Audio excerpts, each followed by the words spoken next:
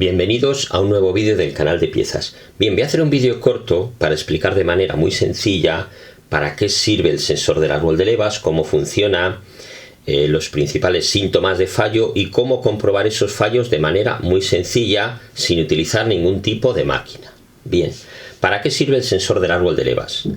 El sensor del árbol de levas lo necesita la ECU, el ordenador del vehículo, para conocer a través del movimiento del árbol de levas la posición del primer cilindro, ¿vale? Esto es para proceder al encendido y a la inyección de combustible.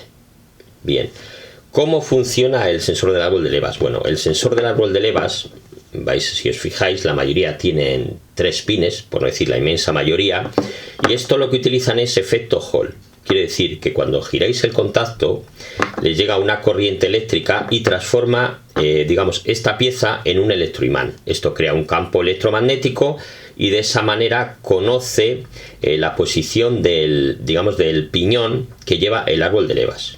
Lleva un piñón dentado y entonces por esos dientes esto detecta, digamos, esa distancia de esos dientes y sabe la posición exacta del primer cilindro. Esto es, como digo, para proceder al encendido y a la inyección de combustible, claro. Bien, principal fallo de esta pieza.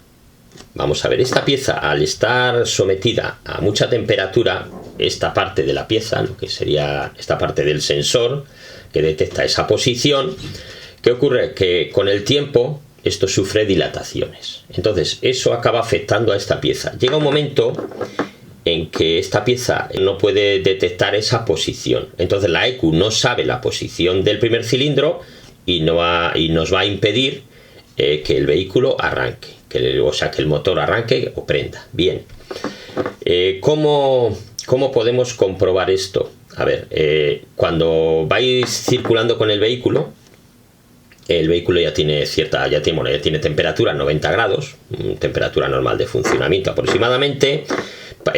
Quitáis el contacto de la llave, ¿vale? O sea, apagáis el motor básicamente. Volvéis otra vez a encenderlo y el vehículo o le cuesta muchísimo o no quiere encender directamente. En cambio, si esperáis un cuarto de hora, 20 minutos, ya se ha enfriado un poco el motor. Por supuesto, al enfriarse el motor, se ha enfriado también esta pieza y os va a permitir que prendáis, que arranquéis el motor. Bien, ¿cómo podéis hacer la prueba para saber que falla esta pieza? Bien, una vez que ya habéis visto estos síntomas, parar el vehículo cerca de una fuente, ¿vale? De un grifo, y hacéis una prueba. Tenéis que llevar una herramienta, claro, una llave para soltarlo, ¿vale? Lo primero que hacéis, giráis la llave, veis que no arranca, dice, vamos a comprobar si el fallo es de la pieza. Soltáis le soltáis el tornillo, soltáis el conector, lo extraéis del motor. Esto suele estar siempre en la parte superior del motor, a veces también al lado de la distribución. Siempre va a estar cerca del árbol de levas, ¿vale? Bien, entonces lo sacáis, le limpiáis de aceite la pieza, ¿vale? Para no contaminar el agua, por supuesto, limpiáis bien y lo metéis debajo de un grifo. El grifo, solamente esta parte, ¿vale? Que no entre agua al conector, solo esta parte. Esto es para enfriar la pieza.